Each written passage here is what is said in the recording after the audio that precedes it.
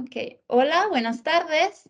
Soy Federica Moscatelli, una doctoranda de la Universidad de Bolonia, que está trabajando actualmente con el CRIA, el Centre de Recherche Ibérique Hispanoaméricaine, de la Université Paris-Nanterre.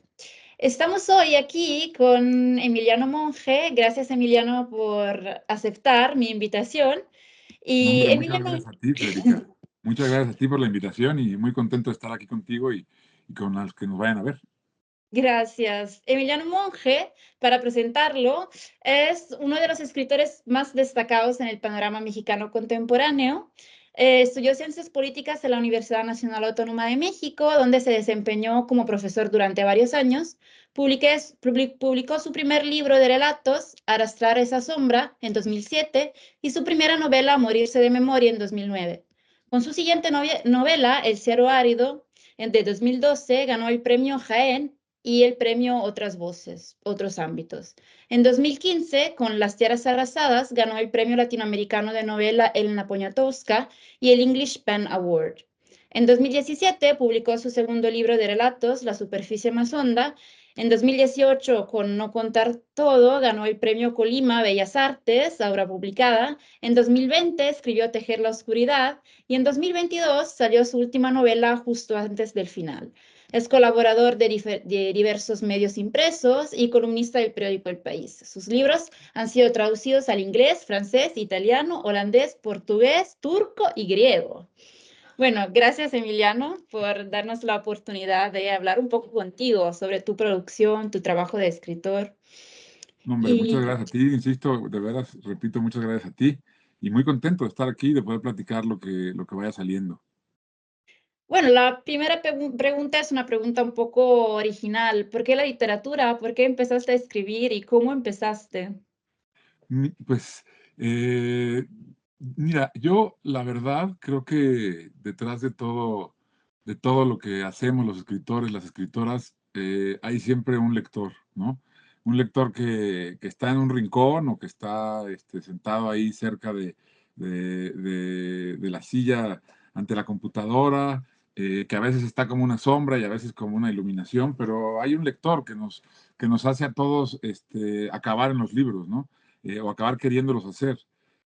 Todos empezamos leyendo, yo era un lector así, no diría que enfermizo, hasta bastante más grande, yo me volví un lector enfermizo o un muy buen lector, yo creo que a partir de los 17, 18, antes era un lector bastante común y corriente, y después ese lector enfermizo se encontró con un momento en el que yo creo que nos pasa, insisto, nos pasa a todos los escritores y escritoras, en que encontré un texto que en algún momento me hizo decir, yo quiero hacer esto, ¿no?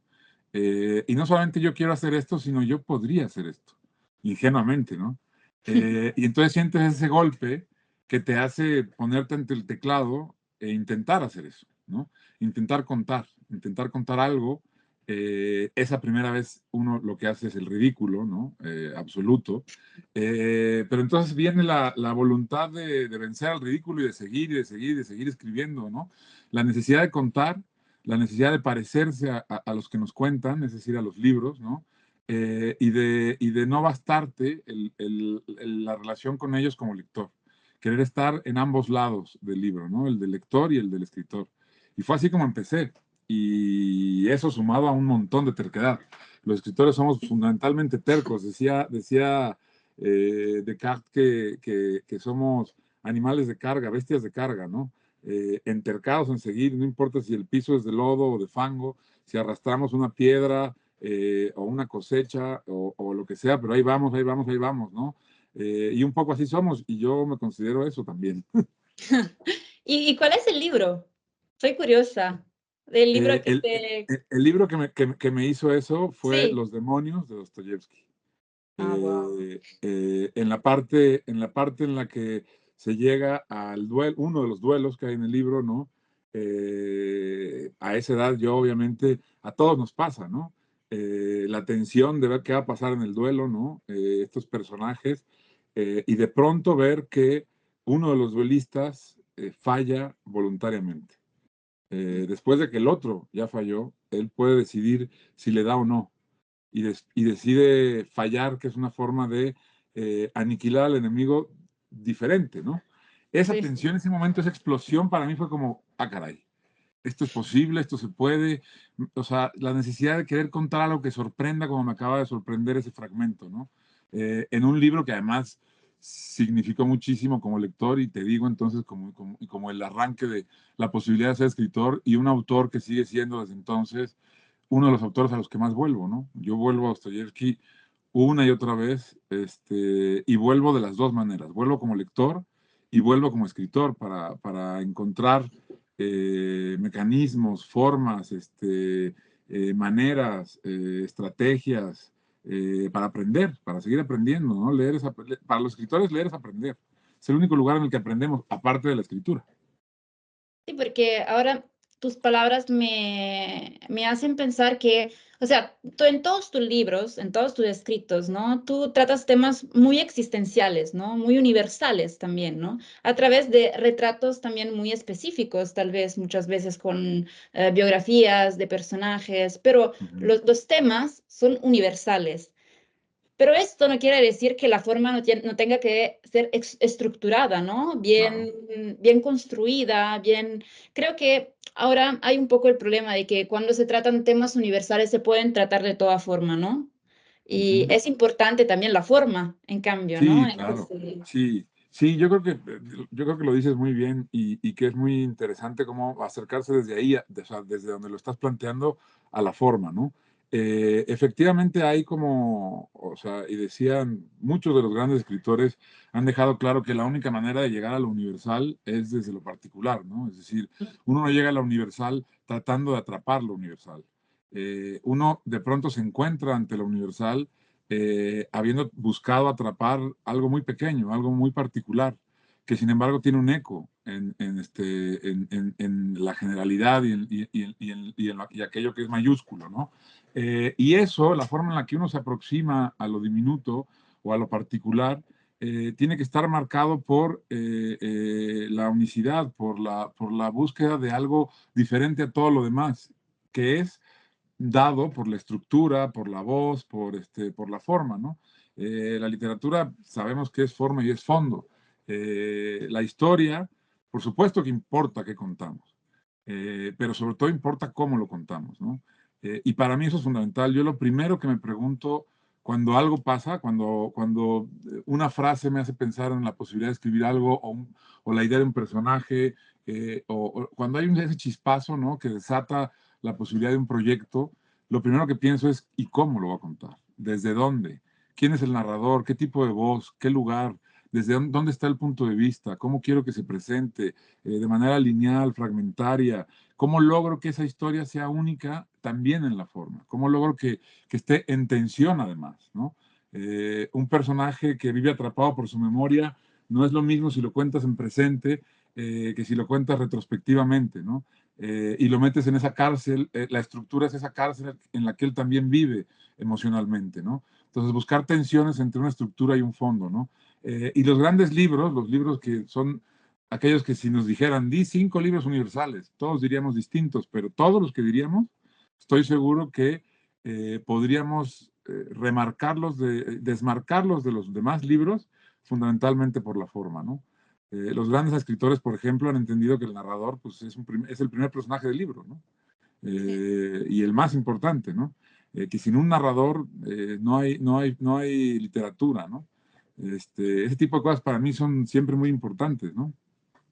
Sí, también, o sea, tú cuando hablas, ¿no? De esto de lo local que se hace universal, me hace pensar en tu novela El cielo árido, ¿no? Que se da cuenta esta biografía de este hombre en este México rural, pero que tratando temas muy universales.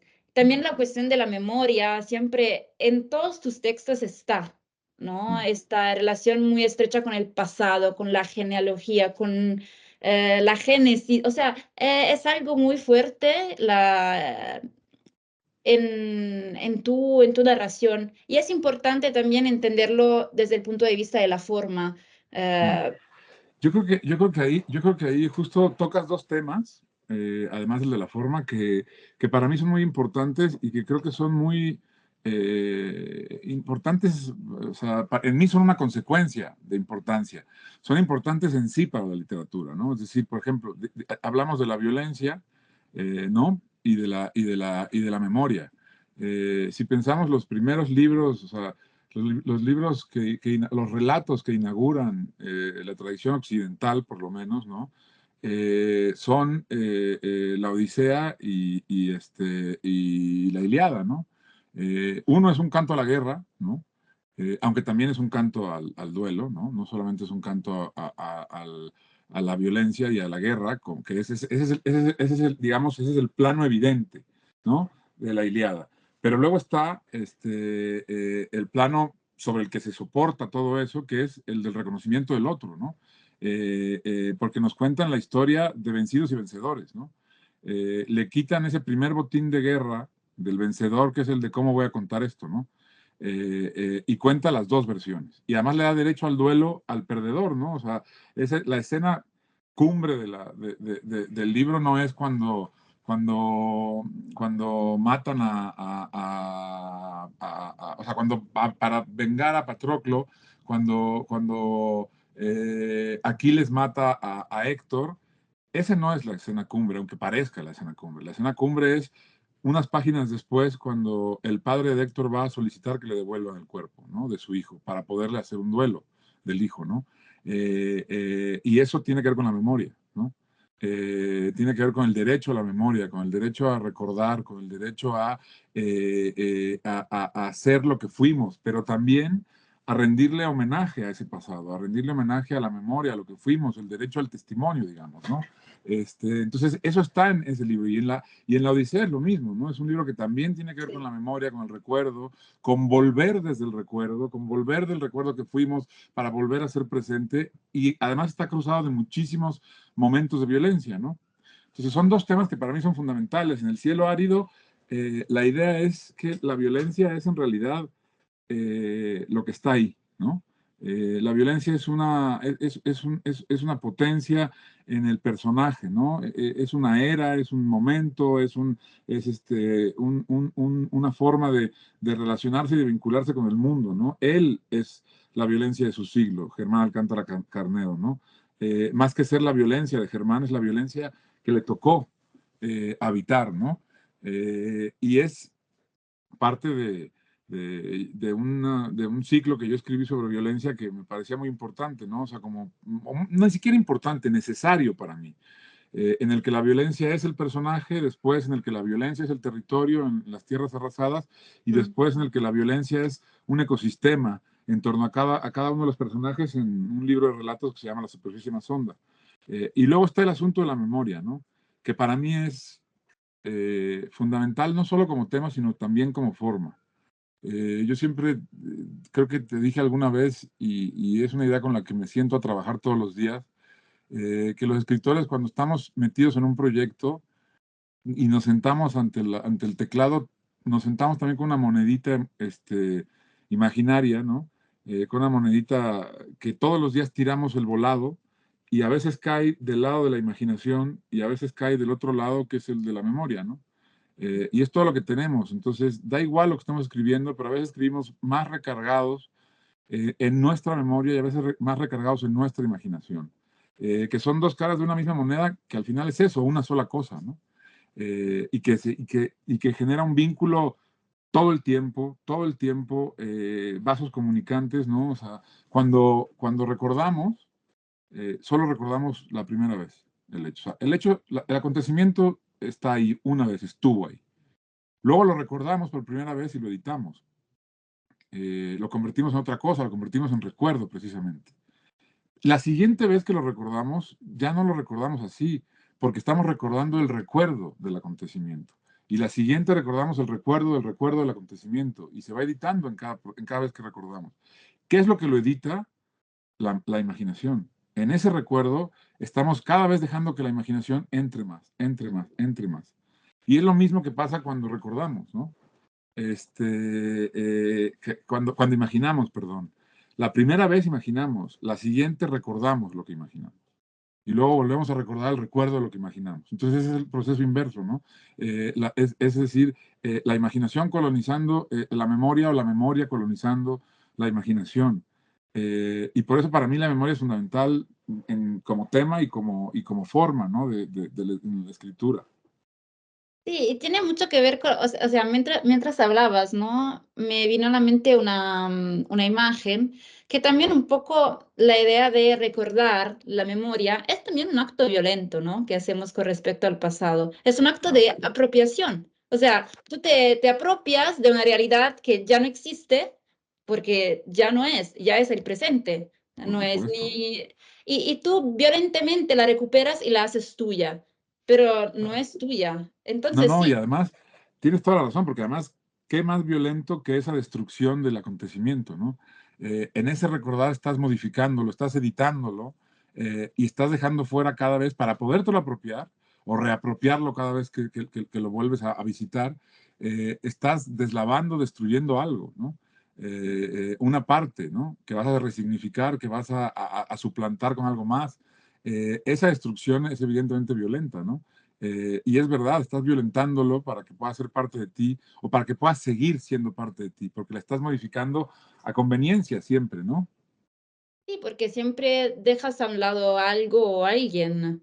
Y entonces esta pérdida es una pérdida silenciosa también, ¿no? Mm, ujú, Muchas veces también el hecho de que con el pasado siempre tenemos esta costumbre de llenar vacíos. Se ujú, quieren llenar las cosas que no se sabe, las cosas que no se descubrieron. Yo creo que es importante también quedarnos en silencio, ¿no? mm, Y la escritura es una manera de callar algo, ¿no? sí, Decir, yo estoy haciendo una memoria, eso estoy construyendo un recuerdo. Es como decir, esta es mi representación. No quiere decir mm, que es la realidad y es el pasado. Es total. Es mi versión, ¿no? Por supuesto. O sea, y además es una decantación de mis versiones, ni siquiera es mi versión, ¿no? Es una sí. decantación de todas las versiones que he ido teniendo de esto. Te llega una, la que quedó impresa, ¿no? Pero para llegar a esa hubo una serie de versiones que se fueron destruyendo y decantando y reconstruyendo también, ¿no? Y es eso, ¿no? O sea, es como la distancia siempre será gigantesca con lo que sucedió, ¿no? Y por eso a mí me parece muy importante eso, por ejemplo, si pienso en la novela más reciente que publiqué, que mencionabas antes, justo antes del final, eh, cada hecho es contado por diferentes personas, ¿no? La protagonista, el hermano, dos de las hermanas y algunas otras personas cercanas a ella, ¿no? Van dando versiones y se juega con esta idea, entonces, en la forma, y te lo digo por lo que decía antes de la importancia que para mí tiene que la forma se parezca al fondo, ¿no? En ese juego de qué se está recordando, aquí queda patente en la forma, ¿no? La voz que estamos oyendo, la voz que el narrador trae es la de todos esos personajes para contar lo mismo, ¿no? Pero además el narrador está contando en futuro lo que le contaron a él en pasado. Entonces está trayendo de un lugar que ya no está hacia un lugar que va a estar, pero que tampoco está, ¿no? Y de algún modo elimina el presente, porque el presente es a final de cuentas el lugar de las afirmaciones, el lugar de las certezas, ¿no? Y va en contra de esto que estamos diciendo, de la memoria y de la imaginación, ¿no? Entonces, en la novela, aunque los capítulos se presentan como una línea temporal, o sea, como esas cosas que nos enseñan a hacer desde la primaria todos, ¿no? La línea del tiempo famosa, ¿no? Sin embargo, nunca está el presente ahí, nunca jamás tiene lugar el presente en la novela. Siempre es alguien contando en futuro, ¿no? Tu madre te dirá, tu tía te contará que pasará tal cosa, ¿no? Algo que a él ya le contó esa tía en pasado. Entonces, es un poco por esto que estamos diciendo, ¿no? Para no darle lugar a ese momento, a ese tiempo de la certeza absoluta, ¿no? Del convencimiento, de la afirmación, así impecable, ¿no? Y eso tiene mucho que ver también con Tejer la Oscuridad, ¿no? Que es tu libro de 2020, que también es una escritura coral, Mm, literalmente. Son más de 80 narradores, ¿no? sí, Que cuentan una historia y también son diferentes generaciones, siempre aquí otra vez, ¿no? La cuestión de Sí. las generaciones que cuentan esta historia. Y es interesante que aquí hay también ¿no? la materialidad del libro que Sí. entra, ¿no? Dentro de la historia, este libro que se pasan los personajes para apuntar la historia. Y la forma también aquí es muy importante porque si abren el libro de Emiliano Monge y van a ver en Tejer la Oscuridad, las últimas páginas, si ven la estructura, está todo el texto, está hacia la derecha, ¿no? Sí. Y si lo giras de manera horizontal, son de unos quipus. O sea, Sí. los quipus mayas, ¿no? Sí. Donde, o sea, era otra forma de escritura sensorial, donde a través de los tejidos, del color de los tejidos, de los nudos, se podía leer a través Sí. de la percepción. Y todo eso lo recreas en la escritura. Y es, o sea, sumamente interesante, ¿no? De cómo se puede jugar con la forma para transmitir eso, ¿no? Una memoria, un Sí. pasado. Sí, a mí me parecía muy importante. Es una novela que a mí como que yo me conoces, los que nos vayan a ver, igual no me conocen, pero soy un tanto cuanto obsesivo, soy muy inseguro y nunca jamás me siento, digamos, satisfecho con lo que hago, ¿no? Trato de olvidar mis libros, trato de poner toda la distancia posible con el libro que ya escribí para poder seguir y hacer otra cosa, ¿no? Porque me parece a mí que la escritura tiene que ser solo tiene sentido si cada vez que te sientas a escribir estás aprendiendo otra vez a escribir, ¿no? En ese sentido busco nunca usar una estrategia que ya usé en el libro siguiente, una forma que ya usé, un modo de acercarme a una historia que ya usé, que el lenguaje me sorprenda siempre, siempre sea nuevo, ¿no? Esto no tiene que ver con lo que me decías, pero van a ver que tiene que ver porque a lo que voy es a que en ese sentido, a pesar de que trato de romper con mis libros y de que vivo bastante avergonzado de mis libros, tengo un sentimiento completamente distinto con Tejer la Oscuridad del que tengo con los demás libros. Quizá porque es el libro que más energía me ha demandado, ¿no? Que más eh, en conflicto me puso desde la forma y desde la historia, que más padecí, pero por lo tanto también que más instantes de gozo me dio. Y a lo que voy es a que es un libro que tengo la sensación de que cuando llegue a viejo, bueno, a más viejo, si volteo, o sea, si un día me hacen voltear atrás, es como el libro del que no me avergüenzo, ¿no? Y creo que no me avergüenzo por lo que estás diciendo, porque encontré una forma eh, que no solamente está en sintonía con lo que se cuenta, sino que es lo que se cuenta, ¿no? La novela al final la historia es la búsqueda de una nueva forma de ser para los seres humanos, ¿no? La búsqueda de una comunidad en la que el centro no sea el yo, sino el nosotros, con todo lo que eso conlleva. Y lo que primero conlleva es un lenguaje en donde el centro no sea el singular, sino el plural. Y la búsqueda de un lenguaje completamente distinto. Y a mí esta historia de los quipus me parece brutal y hermosa porque durante siglos, literalmente 5 siglos, se pensó que los incas no tenían una escritura, que no había una escritura, ¿no? Que había un sistema de numeración, que había diferentes cosas, pero que no había una escritura. ¿Por qué? Porque nuestra idea de la escritura depende de uno de los sentidos, que es la vista, ¿no? Y buscábamos un sistema de escritura que dependiera de un sentido, con la vista, como hemos encontrado en las pirámides de Egipto, como se ha encontrado en otras culturas siempre, ¿no? Siempre ha sido muy visual la escritura, ¿no? Pensemos en el braille. El braille ya no, es de la vista, pero sigue siendo de un solo sentido, el tacto, ¿no? Es el único ejemplo que podríamos pensar que no fuera visual, sino táctil, ¿no? Y los quipus, de pronto, hace menos de 15 años, una investigadora dijo, oigan, espérense, esto que se consideraba un sistema de cuentas, en el mejor de los casos, esto que se consideraba un bordado, en el peor de los casos, ¿no? Es una escritura. Lo que pasa es que para leerla se tienen que usar los 5 sentidos. Se tiene que ver el quipu por el color, ¿no? Se tiene que oler el quipu por el tipo de fibra, si es vegetal, si es animal, de qué vegetal. Se tiene que probar el quipu también para saber esto mismo, qué animal, qué tipo de vegetal, o sea, de dónde viene, ¿no? Se tiene que tocar para entender los nudos que están, ¿no? Se tiene que, o sea, con el tacto se leen los nudos como se lee el braille, ¿no? Y además, aunque se ha perdido, ahí sí, por una cuestión de lo que pasa con el tiempo, ¿no? Tenían conchas en las puntas, ¿no? Y por lo tanto tenían un sonido cuando chocaban entre sí, ¿no? Las cuentas y las conchas. Entonces es un sistema de escritura que implica los 5 sentidos y que por lo tanto se lee entre varios, porque uno huele, otro, ¿sabes? O sea, entonces hay una cosa comunitaria que me parece muy hermosa, ¿no? Y ahí entonces decido, como dices, presentar la novela, que además sí tiene que ver con los mayas, como decías, ¿no? Presentar alineado a la derecha, no a la izquierda, como si fuera verso, porque a la derecha es como se alineaba la escritura maya, ¿no? Sobre todo la poesía maya. Y entonces hay un juego con eso y con los quipus, alineando a la derecha, y como dices, si lo giras, tienes las imágenes de cuando es un quipu expuesto en un museo, ¿no?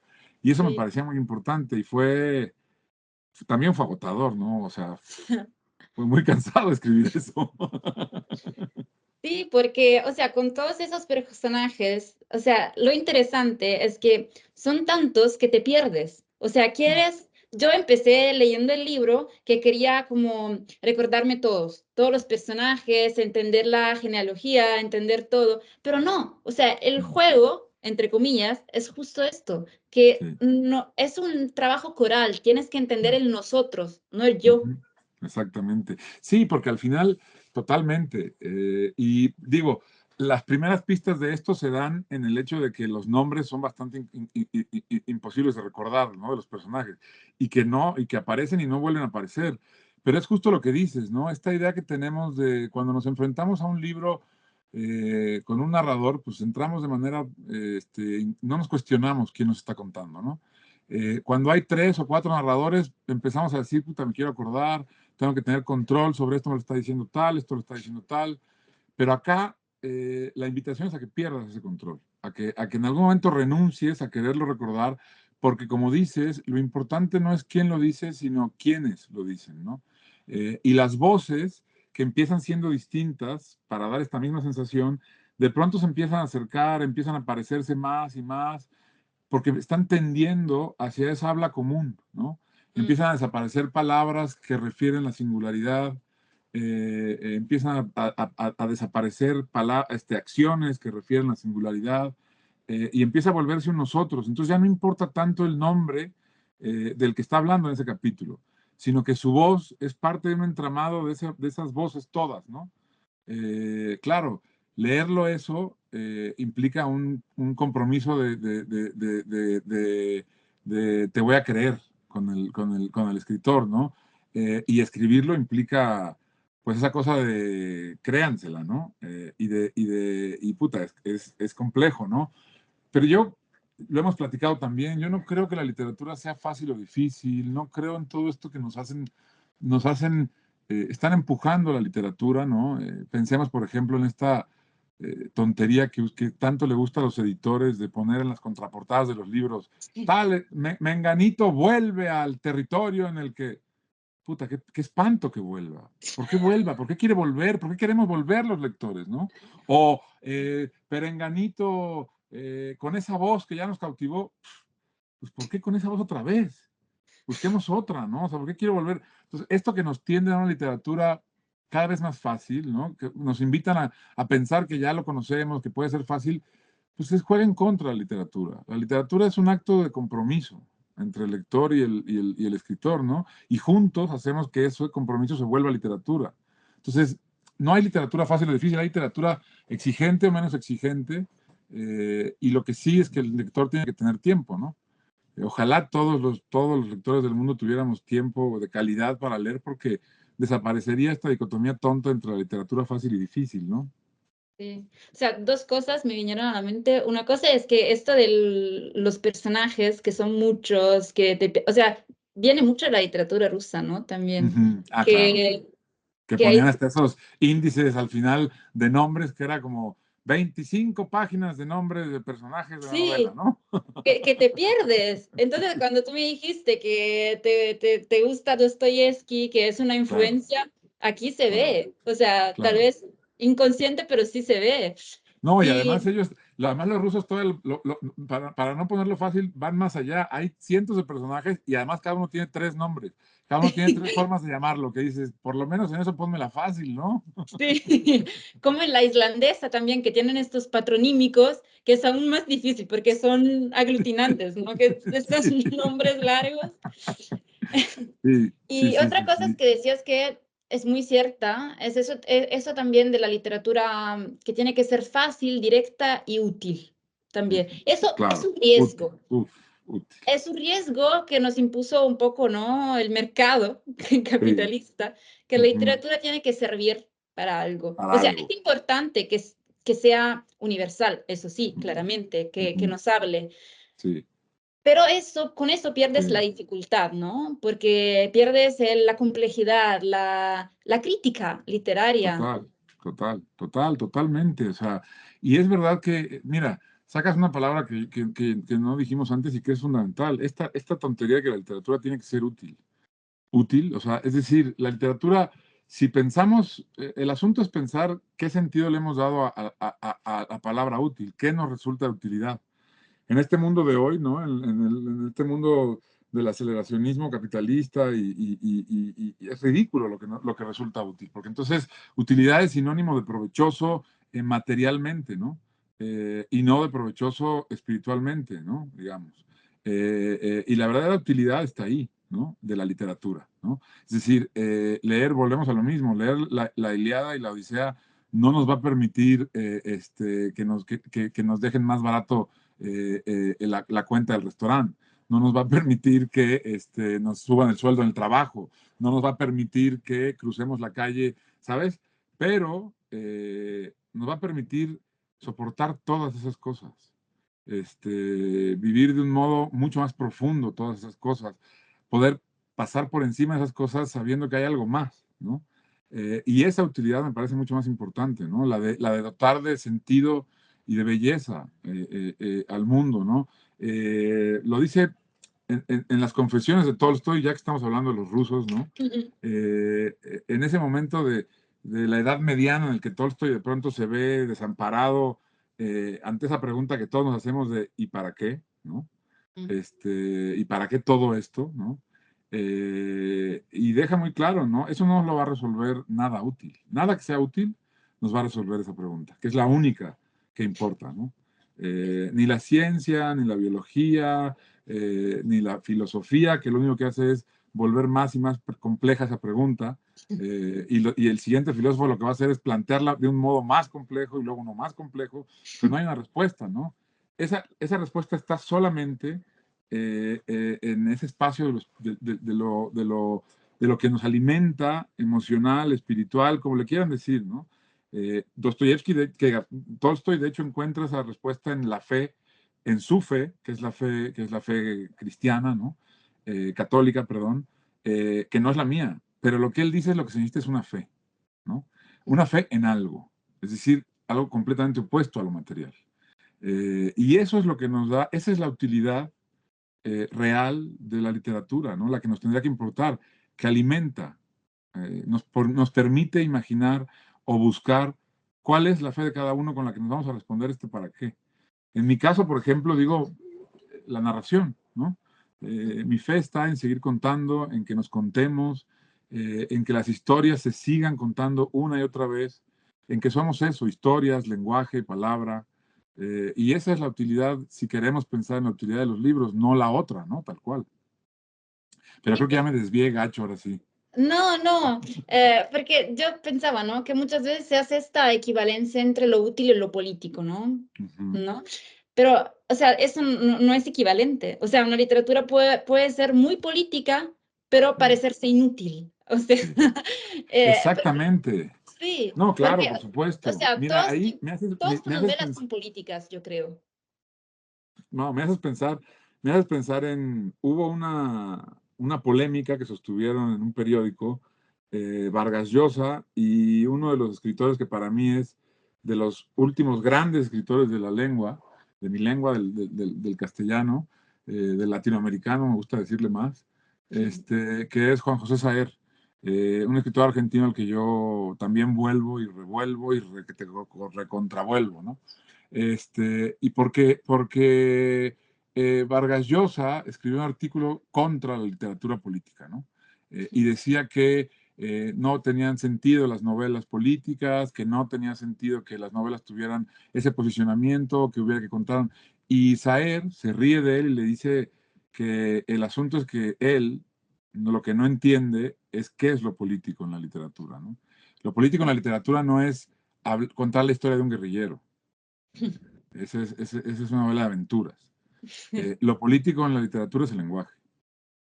Y es enfrentarnos a cada texto siempre con el compromiso de utilizar un lenguaje diferente al del poder.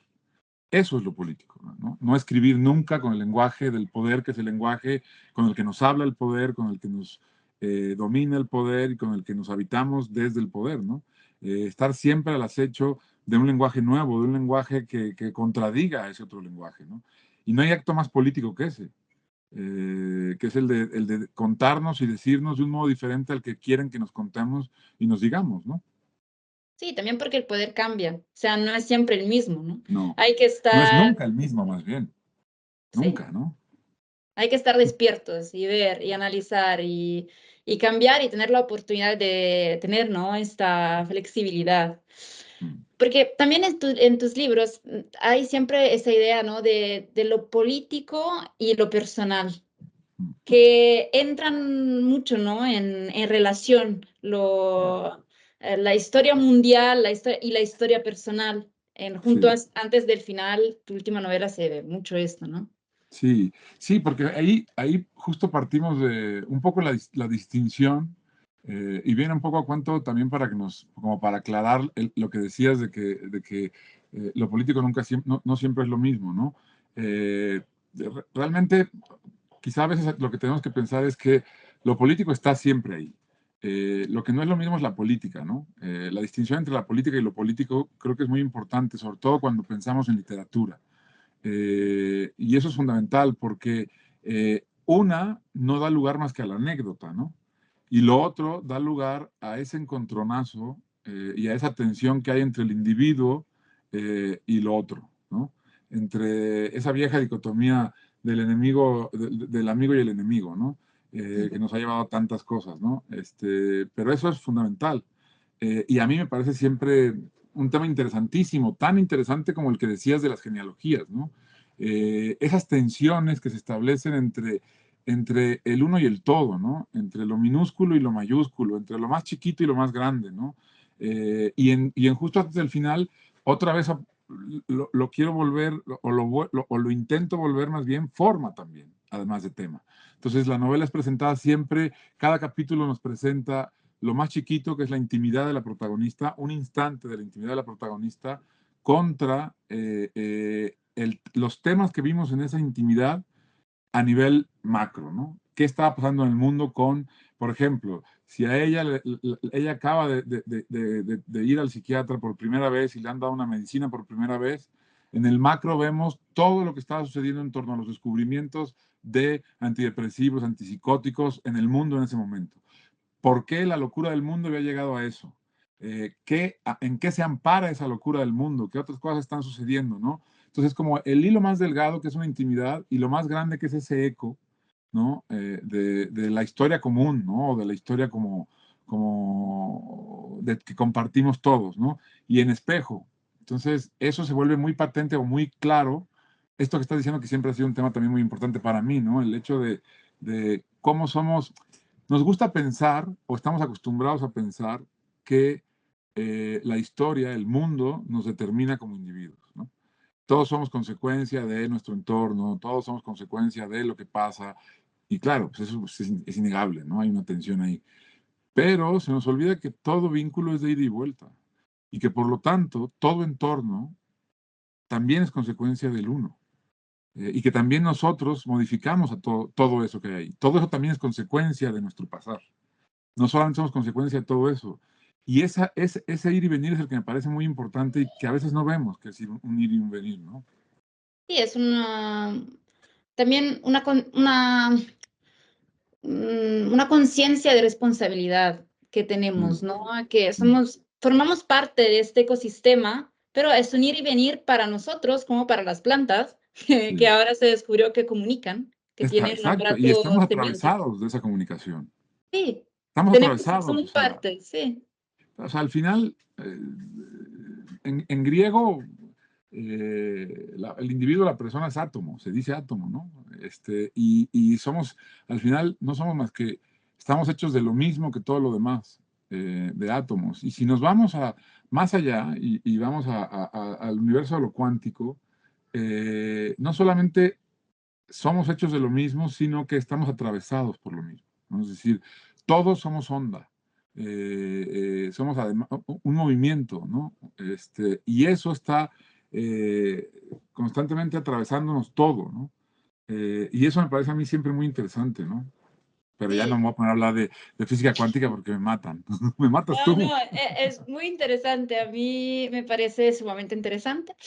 Y otra pregunta que te quería hacer, antes hablabas de enemigos, de víctimas y victimarios, ¿no? Tú Mm, en las tierras arrasadas cambiaste un poco, ¿no? El punto de vista, porque muchas veces hay esta tendencia en ponerse en el lugar de las víctimas, sí, ¿no? sí, Porque que es también peligroso, ¿no? sí. Porque, o sea, yo siempre cito este libro de Daniele Giglioli, que se llama Ujú. Crítica de la víctima, que Ajá. habla de la cuestión de la víctima, que siempre, o sea, el riesgo es crear a alguien que es plano, o sea, un Mm, personaje que no es un personaje redondo, no es un ajá. personaje complejo, porque la víctima no se puede juzgar, Sí, ¿no? No se puede sí, tocar. La víctima tiene razón simplemente sí, por ser, pero sí. no le da, eh, Complejidad.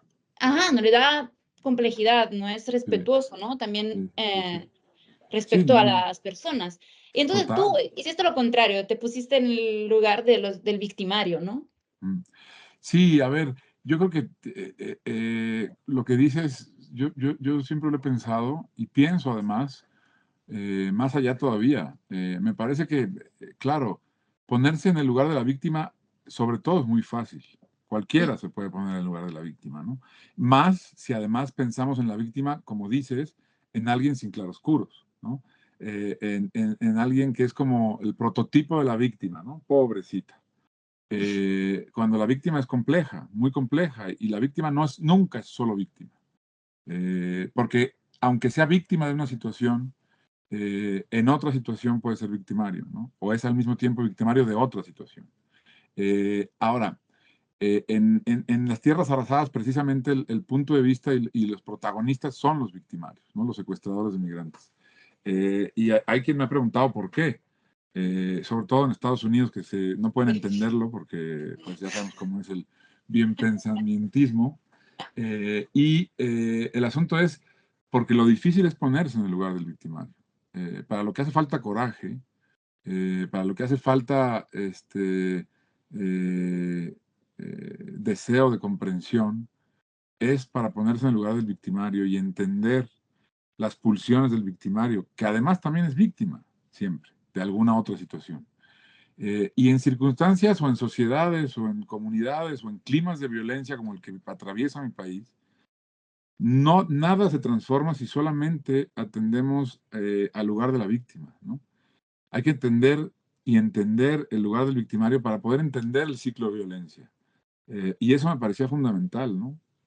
Tratar de entender ese ciclo. Y además, a fin de cuentas, ¿qué distingue al victimario de la víctima? En ciertas circunstancias, como la historia que se cuenta en las tierras arrasadas, que es del tráfico de personas en la frontera sur, de migrantes centroamericanos tratando de llegar a Estados Unidos y que tienen que atravesar México, es el azar.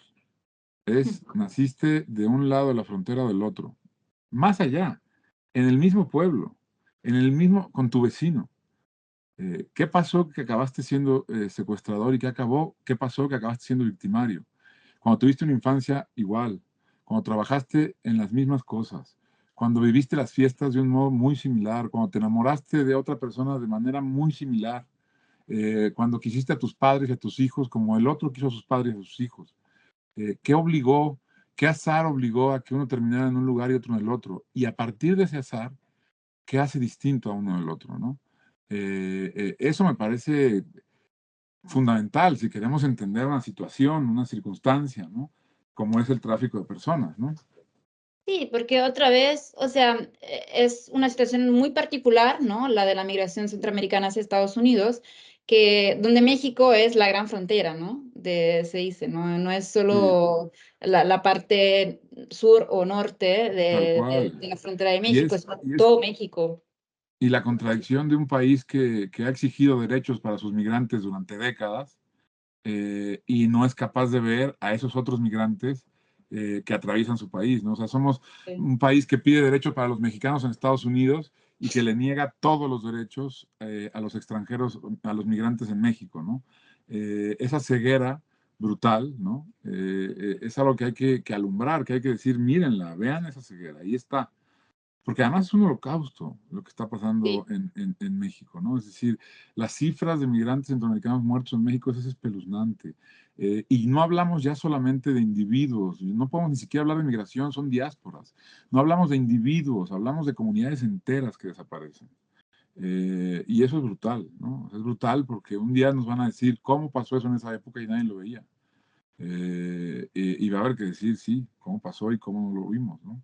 Sí, la Porque mayoría claro que son está ahí. mujeres, niños también. O sea, Tú son, imagínate, o sea, las mujeres migrantes que van a cruzar México asumen que tienen que traer pastillas, 4 o 5 pastillas anticonceptivas las del día después, porque asumen que van a ser violadas en México 2 o 3 veces o hasta 4, ¿no?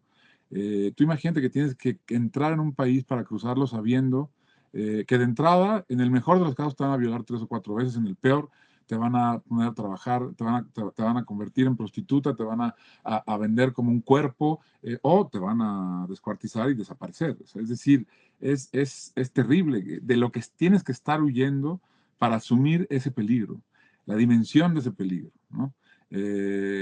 Pensemos en las tonterías que en nuestros mundos tenemos que asumir, los riesgos que tenemos que correr para hacer tal o cual cosa. Bueno, y pensemos después en que ese es el riesgo que alguien tiene que decidir enfrentar, porque el lugar del que viene, ¿cómo será, no? O sea, es decir, ¿qué presente se está dejando, no? sí, por ejemplo, yo conocí, o sea, yo estuve para mi investigación de tesis de maestría en un centro, bueno, un albergue de migrantes en Puebla, Ujú, y ahí ujú, conocí a esta chica hondureña ujú, que parió ujú, en el albergue, dos ajá, gemelos.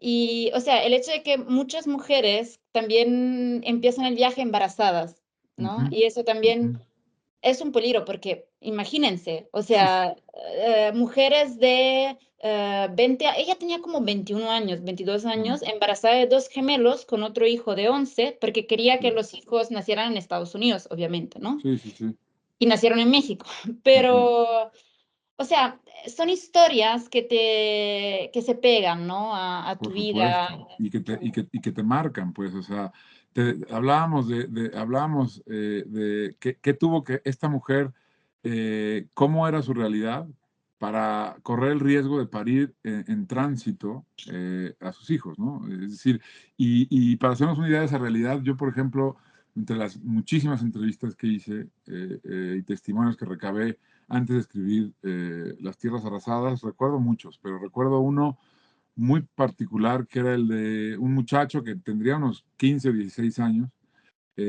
salvadoreño, que estaba huyendo de su pasado, de su país, de su familia, y de la pandilla, pero de todo, porque él, cuando tú quieres abandonar la Mara Salvatrucha, te dictan sentencia de muerte, ¿no? Inmediatamente, nadie puede dejarla. Y entonces él decidido dejar la Mara Salvatrucha y le habían dictado sentencia de muerte. ¿Y a quién le habían encargado cumplir esa sentencia de muerte? A su hermano. Entonces él estaba huyendo de su país, de la pandilla y de su hermano. Entonces, ese es el pasado del que a veces se está dejando, ¿no? Es brutal, es terrible, ¿no? Es decir, es desolador, digamos, ¿no? Pero entonces volvemos a la víctima y al victimario. él, pues nos podría parecer el prototipo de la víctima. Pero entonces, ¿quién es el prototipo del victimario en esa situación? ¿El hermano? ¿Qué tan diferente pudo haber sido la vida de ellos dos? Para que a uno lo veamos como víctima y al otro lo veamos como victimario, ¿no? Si fuéramos solamente blanco o negro, ¿no? Es decir, hay que Sí, sí, meterse en sí. esas dos vidas para entender, ¿no? Sí, es muy interesante porque es algo muy particular, como decía antes, pero a la vez es algo universal que nos toca a todos, ¿no? Y esa creo que es la idea, ¿no? A donde tenemos que ir para retomar esa idea de universalidad que ahora nos da un poco de miedo, ¿no? Después del deconstruccionismo de la French Theory de los franceses, Sí, tenemos esta total, idea de que lo universal es algo malo, o sea, sí, algo porque hacemos una equivalencia entre la universalidad y el totalitarismo, pero total. no es la misma cosa, No, no, porque claro. hay estas sensaciones, estas percepciones que son universales, ¿no? Mm, Y cada quien la vive en su experiencia de manera más fuertes, menos fuertes, pero no es algo que tendría que dividirnos, sino no, claro. Claro, que porque unir. lo dices muy bien y además creo que con lo que estás diciendo cerramos muy bien porque es que lo que partimos de la idea de que lo universal se alcanzaba desde la particularidad, ¿no? O que la particularidad, que algo rascar en una particularidad nos podía llevar a la universalidad. Y esto que estás diciendo es el regreso, ¿no? Desde lo universal podemos volver a lo particular, podemos terminar en lo particular y podemos vivir lo universal particularmente, ¿no? Justo esa es la diferencia con el totalitarismo. Bueno, esa hay muchas, pero ese es el asunto, ¿no? Que desde lo universal, desde haber habitado lo universal, podemos volver a nuestra particularidad mucho más enriquecidos, ¿no? Para entender algo, las cosas de un modo distinto y más profundo, para ver más capas, ¿no? Bueno, gracias, Emiliano. Yo creo que podemos, No, bueno, podemos quedarnos aquí unos días, nosotros pero podríamos continuar hasta sí. mañana, pero creo que tenemos que cerrar. Y te agradezco mucho por habernos regalado tu tiempo y gracias de verdad. Yo te agradezco a ti, de verdad, muchísimo. Un placer de veras una plática como esta. Una alegría verte, una alegría poder dejar estas palabras aquí compartidas y que alguien las pueda escuchar y que alguien pueda pensar en torno a lo que hemos pensado tú y yo aquí juntos.